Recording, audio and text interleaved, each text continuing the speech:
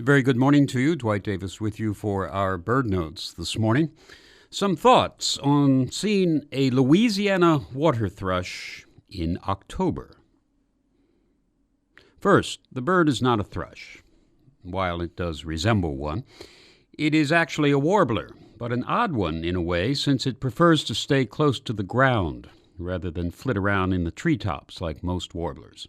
The water part of the name is appropriate since the Louisiana waterthrush, along with its northern counterpart, the northern waterthrush, has a preference for watery habitats.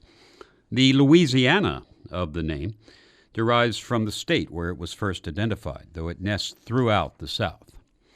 The second thought on seeing this bird was to consider the long journey that this 5-inch bird has ahead of it.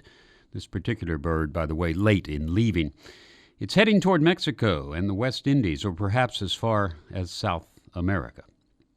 Third, the chip.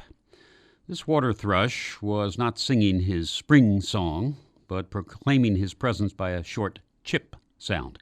Most birds have a variety of vocalizations. The full song is usually used to proclaim territory and attract a mate, and thereby attract humans in the process.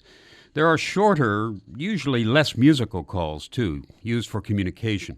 One of those, usually called a chip, which is essentially an onomatopoetic designation. A lot of birds have chips. The cardinal comes immediately to mind.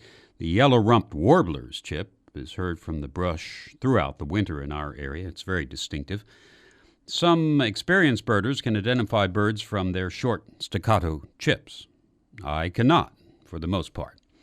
Item 4. Peterson has a page in his field guide titled Confusing Fall Warblers. Now, this has always struck me as a good example of redundancy. It almost goes without saying that fall warblers are confusing, at least to me, since they're not in their textbook colors.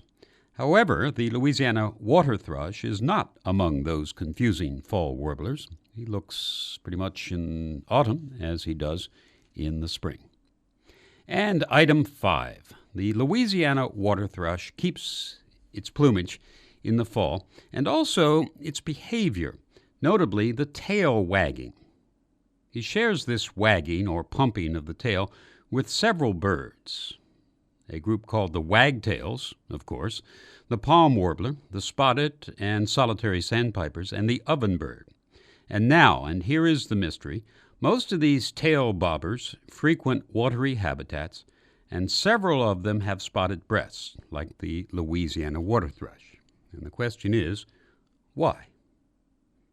Some thoughts on seeing a Louisiana waterthrush in October.